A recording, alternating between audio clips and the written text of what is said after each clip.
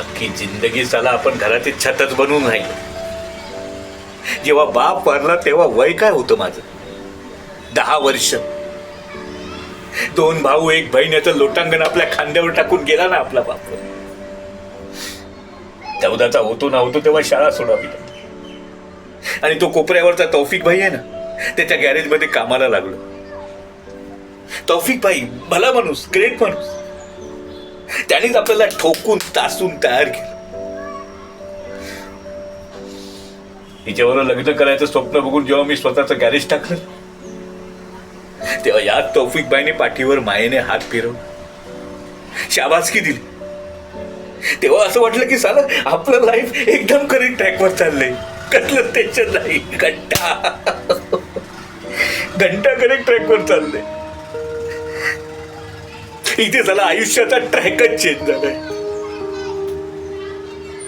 आपली आई आपल्या प्रत्येक सुखदुःखात आपल्या मागे उभी असते. ती आपली आई आपल्यावर येणाऱ्या प्रत्येक संकटात आपल्या मागे ठासून उभी असते. ती आपली आई.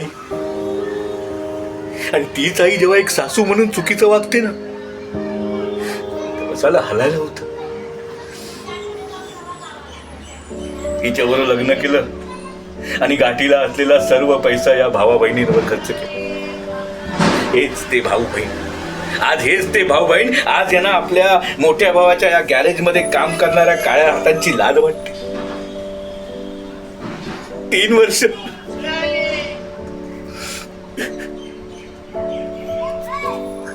3 वर्ष राखी नाही बांधली. कशी बांधणार सांग ना? जेव्हा आपण बहिणीच्या टॉप क्लास 2 BHK फ्लॅट मध्ये प्रवेश करतो, तेव्हा तिच्या डोळ्यामध्ये माझ्यासाठी लाज बघतो.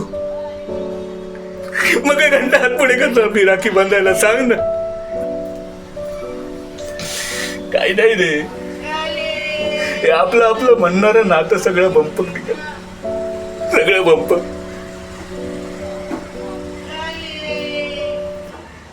काय आयुष्यात सगळ्या गाड्या रिपेअरिंग केल्या. सगळ्या गाड्या. प्रेमाची गाडी नाही रिपेअरिंग करता आली मला. नाही रिपेअरिंग करता.